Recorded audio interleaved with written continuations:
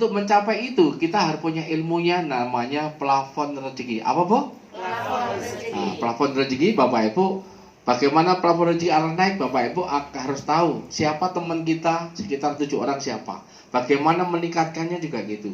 Kemudian setelah itu Bapak Ibu harus tahu bagaimana merubah kebiasaan lama menjadi employee, menjadi self-employed, kemudian bisnis, kemudian investor. Itu kalau Robert Kiyosaki itu perpindahan kuadran kiri ke kuadran kanan. Kemudian Bapak Ibu harus cerdas finansialnya, harus tahu active income, harus tahu passive income, harus tahu debit, harus tahu kredit, harus tahu modal, harus tahu cash. Itu ilmu keuangan.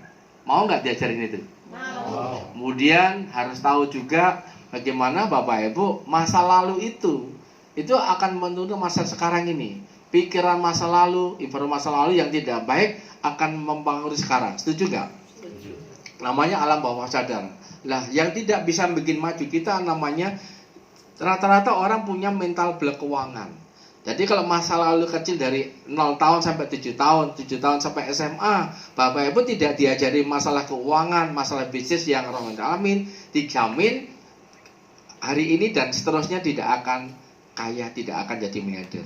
Nah, itu namanya kita harus bersihkan aspek-aspek apa yang mental block keuangannya harus dibersihkan. Kemudian bagaimana membersihkan diri kita menjadi punya hati yang bersih, pikiran positif, sikap terbaik, yaitu harus belajar namanya mahar rezeki. Kemudian Bapak harus belajar bagaimana membersihkan mental, namanya spiritual emotional freedom technique. Itu kalau dulu saya belajar dari Pak Faiz, kalau sekarang Pak Nasrullah. Kemudian satu lagi Bapak sekalian, belajar bagaimana menjalankan bisnis yang insya Allah kalau Bapak menjalankan gajinya mulainya mungkin puluhan ribu, ratusan sampai jutaan, bisa miliaran. Mau nggak? Mau. Nah, saya bersyukur setelah kuliah di Ekonomi Gajah Mada, kemudian kuliah di Arminar Berdana, kemudian sekarang udah menemukan perusahaan yang luar biasa dan insya Allah syariah. Namanya Arminar Daily. Tepuk tangan sekalian. Nah, ketika mau menjalankan bisnis itu, nanti kita ajari marketing plan-nya gimana.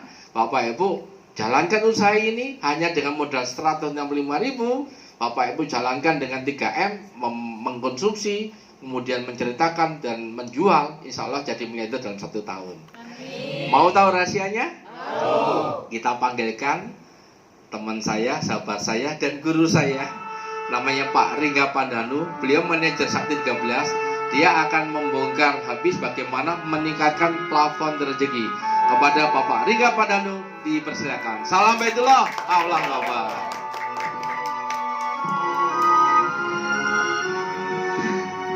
Bismillahirrahmanirrahim. Assalamualaikum warahmatullahi wabarakatuh.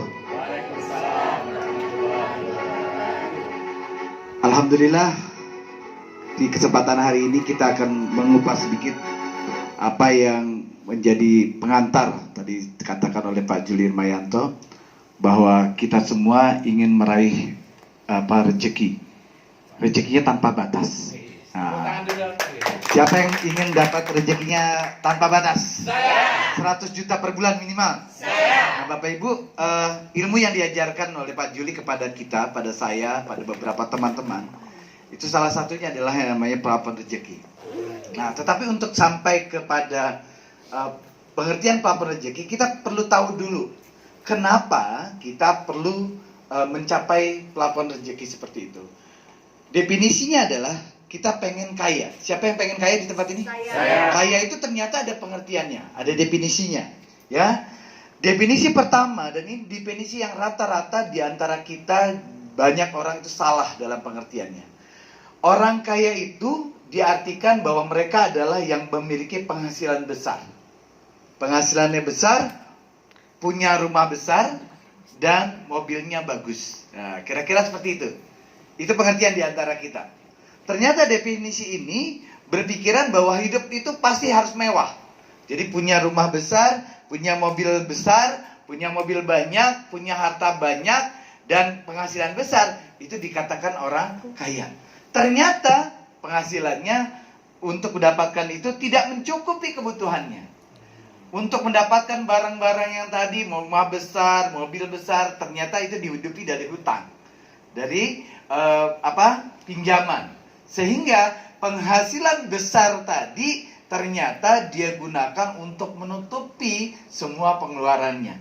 Ujung-ujungnya malah pengeluarannya jadi minus. Penghasilannya jadi lebih kurang daripada penghasilannya lebih sedikit dibanding pengeluaran yang begitu besar.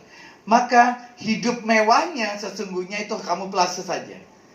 Dia lebih bisa disebut sebenarnya dalam hidup keadaan miskin.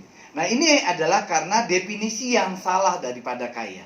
Nah, definisi kaya itu dikatakan oleh beberapa ahli. Pertama adalah Robert T. Kiyosaki, berdasarkan komoditasnya, ukurannya adalah waktu, bahwa kekayaan itu adalah berapa lama kita mempertahankan tingkat kehidupan kita. Batasannya adalah waktu.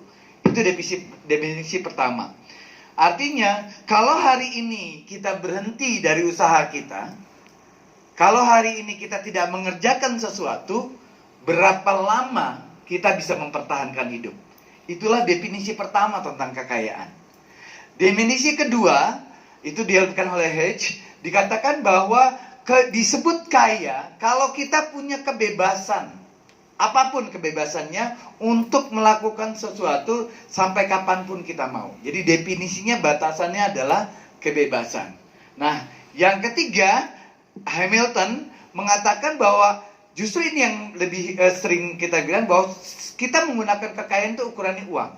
Hamilton tidak. Bahwa Hamilton mengatakan kekayaan itu adalah sesuatu yang melekat kepada diri. Jadi bukan kepada banyaknya uang yang kita miliki, tetapi apa yang tertinggal di dalam diri kita ketika uang itu hilang di antara kita. Jadi kita sudah tidak punya uang nih, apa sih yang kita punya? Nah, pertanyaannya, kita pengen yang kekayaan yang mana definisinya? Kita pengen kayanya atau punya waktu yang banyak, atau kekayaannya punya kebebasan, atau kekayaannya punya kemampuan? Itu tergantung dari definisi kita. Nah, kalau definisinya benar, maka kita punya pengertian yang benar. Siapa yang hidupnya pengen kaya? Saya. Siapa yang hidupnya pengen bebas waktu? Saya. Bebas keuangan? Saya. Punya kemampuan lebih? Saya. Nah, itulah definisi kaya sebenarnya. Jadi bukan semata-mata kaya itu punya penghasilan besar, tapi pengeluarannya besar. Bukan punya banyak harta, tapi hartanya bersumber dari pinjaman, sehingga pengeluarannya jauh lebih besar dibanding penghasilan. Nah, Bapak Ibu, di antara kita selalu berkata bahwa rezeki itu sudah diatur oleh Allah, betul? Betul ya.